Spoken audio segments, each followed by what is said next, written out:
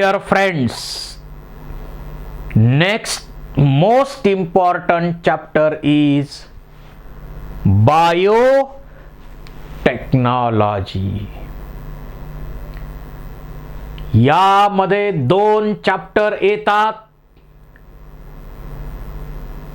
पहिला चॅप्टर आहे principle and processes of biotechnology आणि सेकंड चॅप्टर आहे applications of biotechnology. Bio means life, technology practical applications.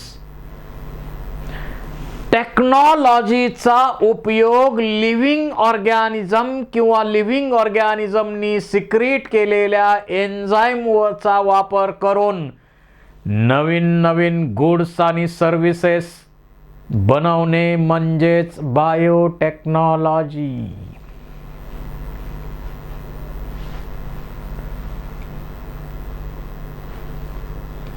So biotechnology is a technique of using live organism or their enzymes for production and processes of useful human products. Living organism किंवा त्यांनी secrete केलेल्या एन्झाईमचा टेक्नॉलॉजीच्या मदतीनं वापर करून अनेक प्रकारचे goods आणि सर्व्हिसेस आपल्या फायद्याचे आपण मिळवू शकतो.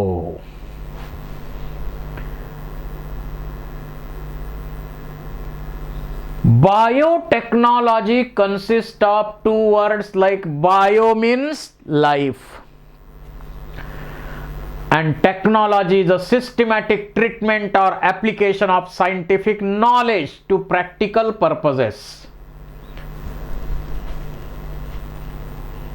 रोमानियन लोकांनी शुगर पासून ईस्ट नावाचा मायक्रो ऑर्गॅनिझम वापरून ईस्टनी सिक्रीट केलेल्या झायमेज एन्झाईमचा वापर करून अल्कोहोल बनवलं.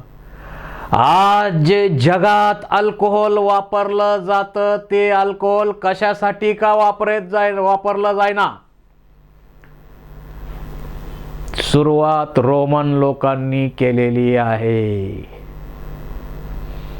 दुधापासून दही तयार करणं, पण कुठं? इंडस्ट्रीमध्ये. घरी दही तयार करणे म्हणजे बायोटेक्नॉलॉजिकल प्रोसेस नाही.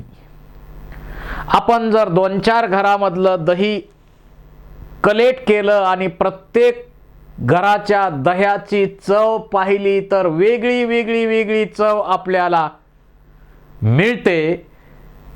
पण आपण थोड्या प्रमाणात करत असतो, त्यामुळं आपण ॲडजस्ट करतो.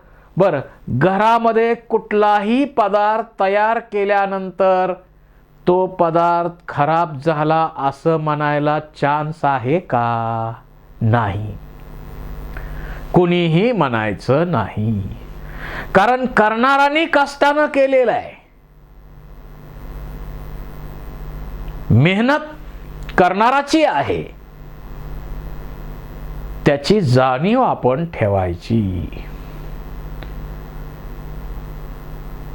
पण हीच प्रोसेस जर दही बनवण्याची प्रोसेस जर वारणा इंडस्ट्री, अमूल इंडस्ट्री मध्ये केली तर तिथं मात्र जे रॉ मटेरियल घ्यायचं ते फिक्स आहे. लिव्हिंग ऑर्गॅनिझमचा स्ट्रेन घ्यायचा तो फिक्स आहे. टेम्परेचर, पीएच, मिनरल सगळ्या गोष्टी व्यवस्थित ॲडजस्ट केलेल्या असतात आणि त्यामुळं त्या ठिकाणी केली जाणारी जी प्रोसेस आहे ती टेक्निकल दृष्ट्या व्यवस्थित असल्यामुळं वारणाचं श्रीखंड खाल्लं, आज खाल्लं, काल खाल्लं, वर्षापूर्वी खाल्लं, 5 वर्षापूर्वी खाल्लं तरी तसंच लागणार. त्याच्या चवीमध्ये बदल होणार नाही. कारण ती प्रोसेस कशी आहे? बायोटेक्नॉलॉजिकल आहे. असं कधी घडलंय का? वारणा इंडस्ट्री आपल्याला काय म्हणते, यावेळी जरा आमचं दही आंबट होतं, प्लीज सर्व ग्राहकांनी ॲडजस्ट करावं. नाही कधी होत. कारण सगळ्या टेक्निकल बाबी तिथं फॉलो केलेल्या असतात, सर्व टेक्निक्स फॉलो केलेले असतात या प्रोसेसिंगमध्ये. त्यामुळं सर्व प्रॉडक्ट जे मिळतात ते चांगल्या प्रतीचे मिळतात आपल्याला. अल्कोहोलिक बेवरेजेस तयार करणं, अँटीबायोटिक्स तयार करणं, विटॅमिन्स तयार करणं, अशा प्रकारे पूर्वीपासून बायोटेक्नॉलॉजीचा आपण वापर करत आहोत. आज तर अनेक ब्रँचेस एकत्र करून आपण बायोटेक्नॉलॉजी नावाची ही अत्यंत महत्त्वाची ब्रँच बनवलेली आहे. 12th नंतर तुम्ही डायरेक्ट बायोटेक्नॉलॉजी ब्रँच मध्ये प्रवेश घेऊ शकता आणि बायोटेक्नॉलॉजीच्या मदतीनं एज्युकेशन कंप्लीट करून आपलं करिअर त्या दिशेनं निवडू शकता. तेव्हा करिअर रिलेटेड ब्रँच आहे बायोटेक्नॉलॉजी. व्यवस्थित समजून घ्या.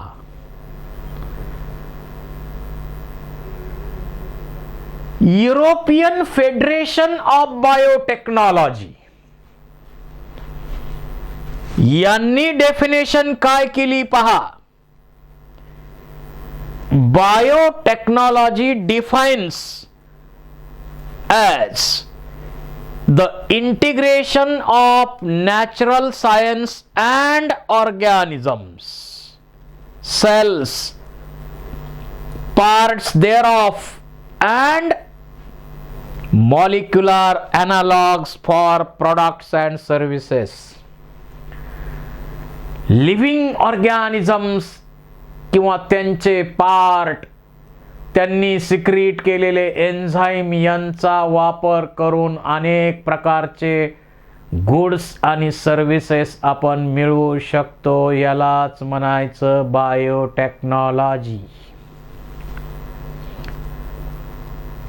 The term biotechnology was first coined by Earl Irekai. Earl Ereky नावाच्या सायंटिस्टनं बायोटेक्नॉलॉजी ही टर्म सुरुवातीला यूज केलेली आहे. आणि बायोटेक्नॉलॉजीची सुरुवात कशी झाली त्या हिस्टॉरिकल बॅकग्राऊंड मध्ये थोडंसं जाऊ. हरगोविंद खुराना यांनी आलेनाइन टीआरएनएचे 77 न्यूक्लिओटाइड असलेला आलेनाइन टीआरएनएचा 77 न्यूक्लिओटाइड असलेला जीन लॅबोरेटरीमध्ये आर्टिफिशियली बनवला. पण त्याच्यानंतर टायरोसिन टीआरएनएचा जीन जो आहे फ्रॉम ई कोलाय, ज्याच्यामध्ये 207 न्यूक्लिओटाइड्स आहेत, तो फंक्शनल जीन लॅबोरेटरीमध्ये आर्टिफिशियली हरगोविंद खुराना यांनी बनवला. हरगोविंद खुराना हे भारतीय महान सायंटिस्ट, जे प्रोफेसर होते आपल्या देशामध्ये आणि त्यांना जेनेटिक्समध्ये स्टडी करण्यामध्ये फार मोठा इंटरेस्ट होता. परंतु आपल्या देशामधली परंपरा आपल्याला माहित आहे. त्यामुळं त्यांनी अमेरिकेला अप्लाय केला आणि तिकडं रिसर्चसाठी त्यांना संधी मिळाली आणि जीन लॅबोरेटरीमध्ये बनवण्याचं काम त्यांनी केलं आणि इतरांबरोबर मिळून त्यांना नोबल प्राइज मिळालं. जगातलं सर्वात उत्तम असणारं टॉपचं असं प्राइज त्यांना मिळालं. अशा हरगोविंद खुराना यांनीच बायोटेक्नॉलॉजी म्हणजे जेनेटिक इंजिनिअरिंगच्या या प्रोसेसची सुरुवात खऱ्या अर्थानं केलेली आहे.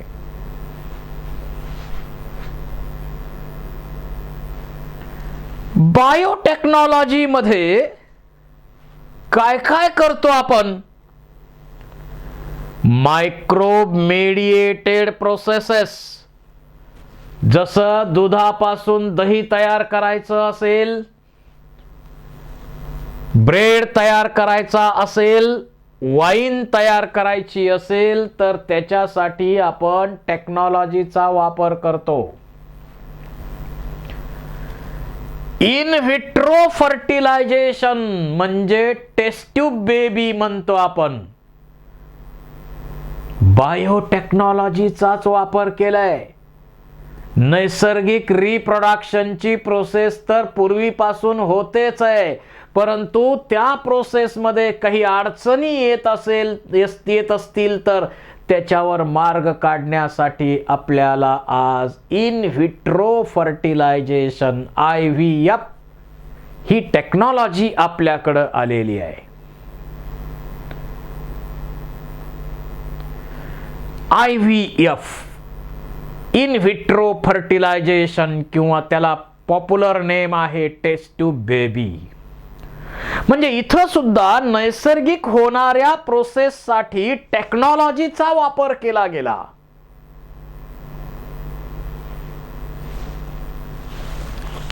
Synthesis and using of gene,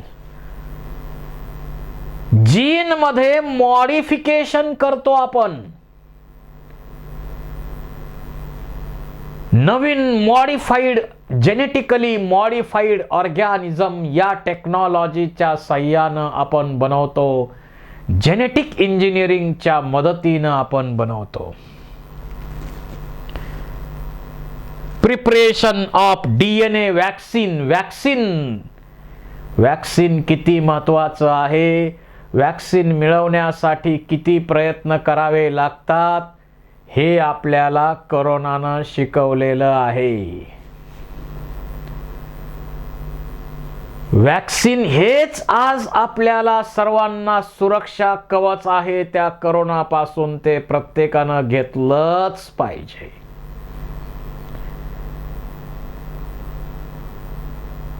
ज्याला जगायचंय त्यांनी ते घ्यायचंय.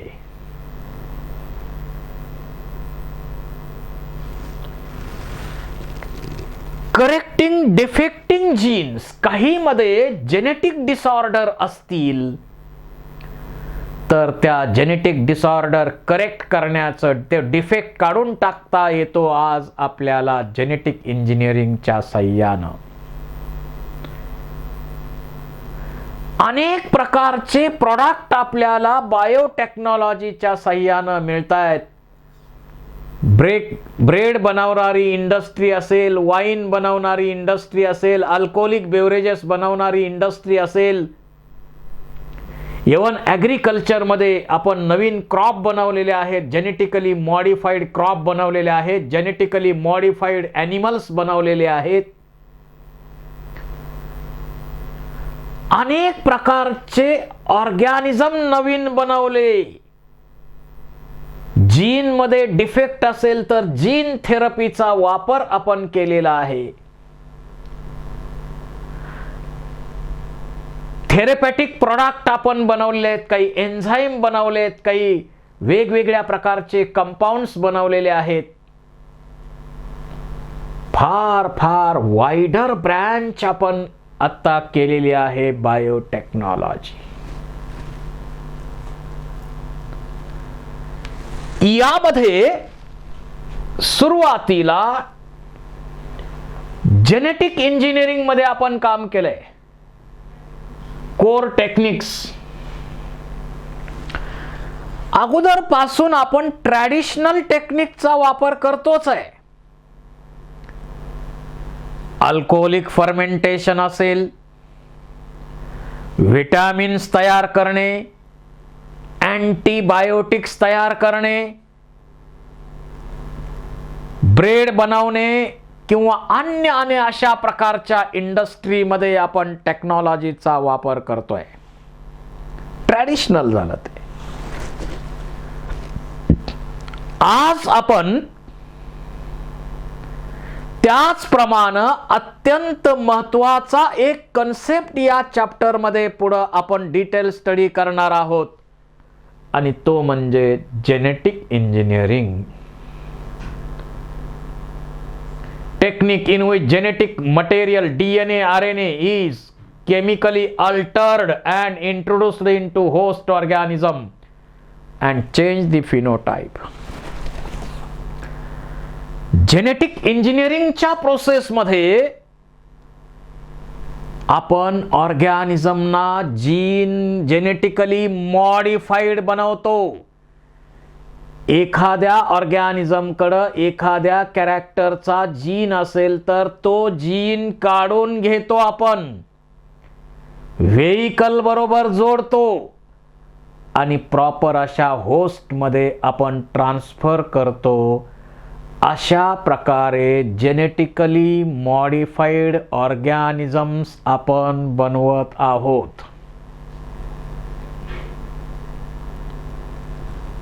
So genetic engineering is a greatest application of modern biotechnology.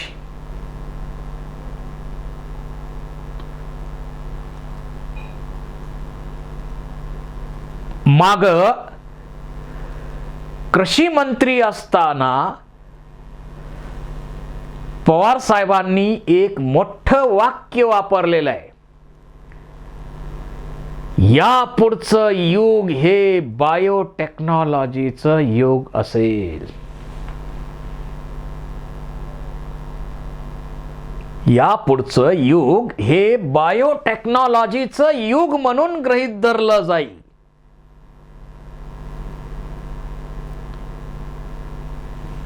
असं एवढ्या मोठ्या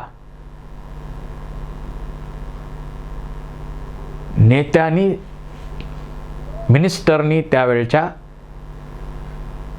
बायोटेक्नॉलॉजी बद्दल वाक्य वापरलंय.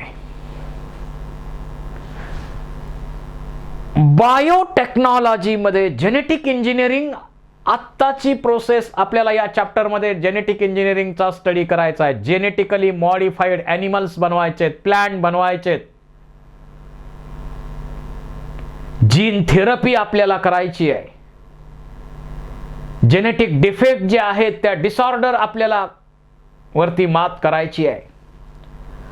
आणि त्याचबरोबर bio processes engineering, maintenance of Sterlite ambience in chemical engineering process for growing desired microbe or eukaryotic cells in large quantity for manufacture of antibiotics, vaccines, enzyme. म्हणजे bio process engineering मध्ये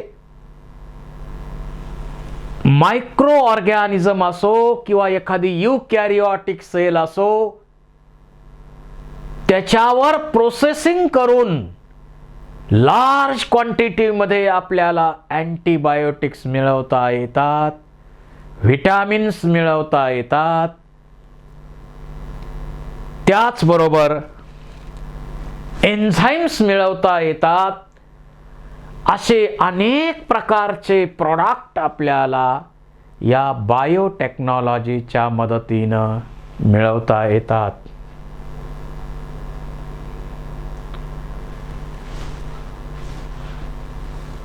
recombinant DNA technology म्हणजे genetic engineering कडे आता आपण वळतोय.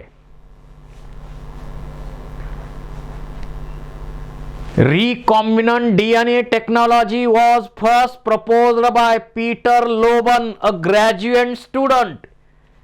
Peter low bun नावाच्या एका graduate स्टुडंटनं DNA recombinant टेक्नॉलॉजीची सुरुवात केली. With Dale Kaiser at the Department of Biochemistry of Stanford University. Peter low bun आणि डाले कायसर यांनी DNA रिकॉम्बिनंट टेक्नॉलॉजीची सुरुवात स्टॅनफोर्ड युनिव्हर्सिटीमध्ये केली. पॉल बर्ग फर्स्ट रिकॉम्बिनंट DNA. पॉल बर्ग यांनी पहिलं recombinant DNA of monkey virus SV40. Monkey virus SV40 चा जो जीन आहे तो आयसोलेट केला आणि लॅम्बडा व्हायरस नावाच्या व्हेइकल बरोबर जोडला. पॉल बर्ग यांनी ही महान सुरुवात केलेली आहे जेनेटिक इंजिनिअरिंगच्या प्रोसेससाठी आणि म्हणून त्याला फादर ऑफ जेनेटिक इंजिनिअरिंग असं म्हटलं जातं. काय करतो या जेनेटिक इंजिनिअरिंग मध्ये आपण?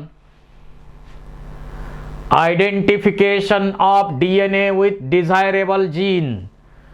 चांगल्या कॅरेक्टरचा जीन आपण आयडेंटिफाय करतो. सुटेबल व्हेइकल बरोबर जोडून तो एका महत्वाच्या होस्ट मध्ये तो इंट्रोड्यूस करतो आपण. Maintenance of introduced DNA in the host and transfer the DNA to its progeny.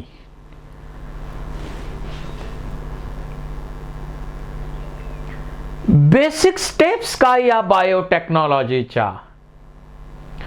Identification of DNA of desirable gene. ज्या चांगल्या कॅरेक्टरचा जीन असेल, ज्या डिझायर्ड कॅरेक्टरचा जीन तुम्हाला ट्रान्सफर करायचा आहे तो जीन आयडेंटिफाय करा. Traditional hybridization technique leads to inclusion and multiplication of undesired gene and desired genes. पण म्हणजे ट्रॅडिशनल हायब्रिडायझेशनच्या टेक्निकमध्ये अनडिझायर्ड पण जातात आणि डिझायर्ड पण जातात. पण जेनेटिक इंजिनिअरिंगच्या साह्यानं फक्त डिझायर्ड जीन आपण वेगळा करू शकतो आणि तो व्हेइकलच्या साह्यानं जोडायचा. व्हेइकलच्या साह्यानं तो जोडून रिकॉम्बिनंट DNA बनवतो आणि तो प्रॉपर अशा होस्टमध्ये आपण ट्रान्सफर करतो. Introduction of identified DNA into host. जो काही जीन आपण प्रॉपर मिळवलाय डिझायर्ड कॅरेक्टरचा तो वेगळा करायचा. त्याला व्हेइकल पाहिजे. DNA ला कॅरी करायला व्हेइकल पाहिजे. व्हेइकल आपल्याला माहित आहे. DNA ला जोडून व्हेइकल म्हणजे DNAच दुसरा वापरायचा आहे. ते पुढे आपण डिटेल स्टडी करू. आणि मग तो बनलेला रिकॉम्बिनंट DNA सुटेबल होस्ट मध्ये ट्रान्सफर करायचा आहे. Vector such as a plasmid is used to deliver the aligned DNA. Aligned DNA म्हणजे foreign DNA, gene of interest into host organism. म्हणजे या टेक्नॉलॉजी मध्ये जेनेटिक इंजिनिअरिंग मध्ये आपण काय करतो? जो जीन आहे तुम्हाला इंटरेस्ट असणारा तो जीन ऑफ इंटरेस्ट आपण आयसोलेट करणार. त्याला प्लाझ्मिड किंवा अन्य जे व्हेइकल्स असतील त्या व्हेइकल DNA बरोबर जोडणार.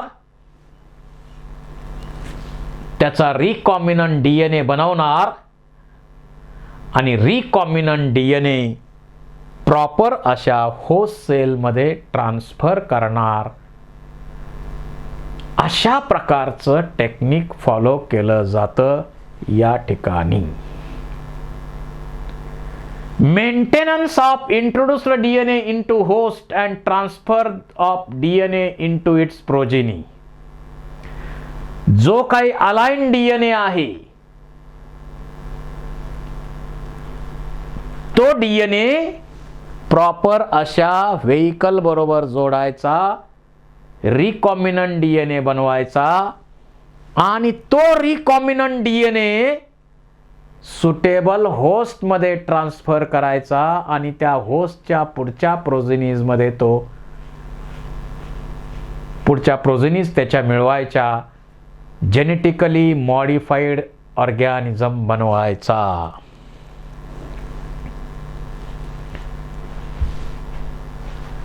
Genetic engineering was started by Peter Loban with Dale Kaiser. Paul Berg first recombinant DNA from monkey virus SV40 joined with lambda virus as a vehicle.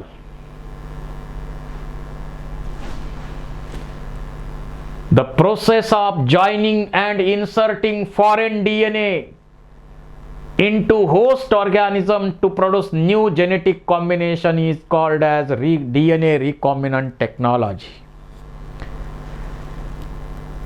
एक फॉरेन डीएनए, अलाइन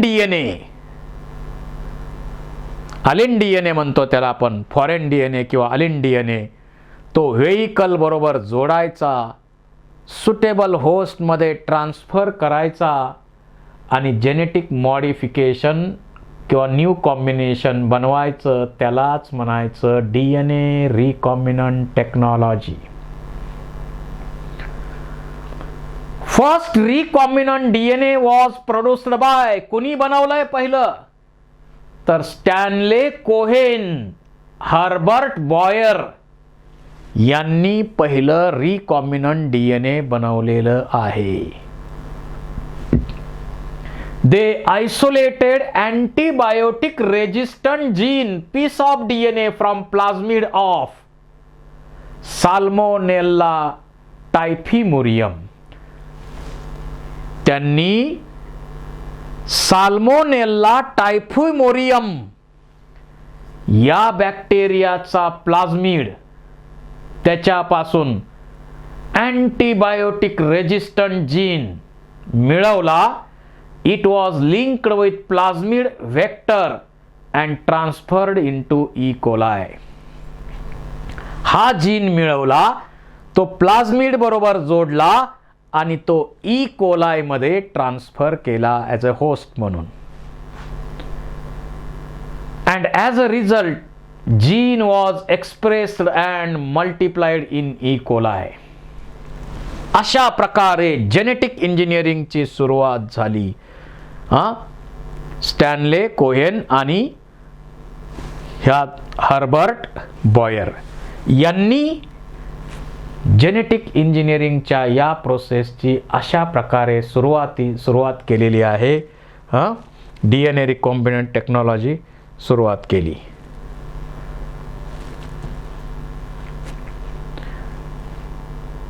त्यानंतर genetic इंजिनिअरिंगची process जी आहे त्यामध्ये आपल्याला mainly study करायचंय काय हे समजून घ्या.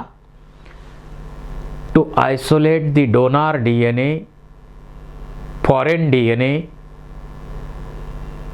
अलिन DNA, joins it with vehicle DNA to produce recombinant DNA, transfer that recombinant DNA into suitable host and multiply that organism and produce genetically modified organism. हे सिंपल टेक्निक आहे जेनेटिक इंजिनिअरिंगच्या प्रोसेसचं. आणि हेच टेक्निक यासाठी सुरुवातीला जे काही लागणार आहे, आपल्याला टूल्स लागणार आहेत, ते टूल्स आपल्याला या नंतरच्या आर्टिकल मध्ये स्टडी करायचे आहेत. So this is about introduction of biotechnology. Thank you very much.